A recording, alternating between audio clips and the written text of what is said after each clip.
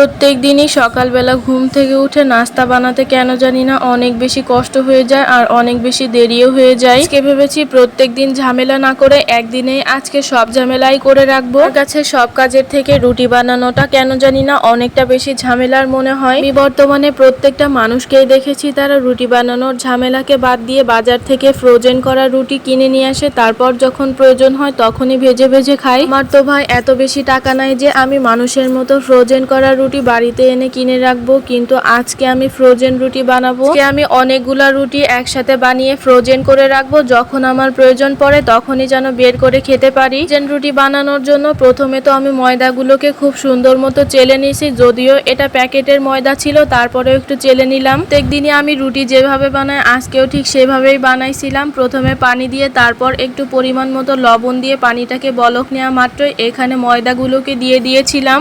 এই যে হাতে মেখে খুব সুন্দর করে চটকে নিয়ে আমি এই যে রুটির ডোটাকে খুব সুন্দর মতো গোল গোল করে নিছি। রুটিগুলো যদিও আমি আজকে ফ্রিজে রাখবো তার জন্য এই খামিরটাকে একটু হালকা নরম করেছি। আমার কাছে রুটি বেলার থেকে হাতে এই রুটির খামিরটাকে গোল গোল করতে অনেকটা বেশি ভালো লাগে। আর এই তো কথা বলতে বলতে তো এদিক দিয়ে আমি প্রত্যেকটা রুটি খুব ভালো মতো বেলে নিয়েছি। এখন এই রুটিগুলোকে ভাজার জন্য একটা তাওয়া গরম করে নিয়েছি। এখন এপাশ ওপাশ করে হালকা হালকা করে একটু ভেজে নিব রুটিগুলো। এভাবে করে সবগুলো রুটি হালকা হালকা করে ভেজে নিচ্ছি। আর বাজার থেকে কিনে আনা ফ্রোজেন রুটিগুলো তো ওরা ভেজে দেয় না, শুধুমাত্র কাঁচা রুটিগুলো পলিথিনের ভিতর র্যাপিং করে দেয়, তারপরে পরবর্তীতে যখন প্রয়োজন হয় তখন ফ্রিজ থেকে বের করে তখনই ভেজে খেতে হয়। কথা বলতে বলতে প্রত্যেকটা রুটি আমি অল্প অল্প করে সেকে নিয়েছি, যাতে পরবর্তীতে আমার রুটিগুলো ফ্রিজে রাখা মাত্র একটার সাথে একটা লেগে না যায়। রুটিগুলো দেখতে মাশাআল্লাহ অনেক বেশি সুন্দর লাগছে। আর আজকে আমি এখানে 20টা রুটি বানাইছি। আর এই রুটিগুলো আমি ফ্যানের তলায় দিয়ে খুব ভালো মতো ঠান্ডা করে নিছি।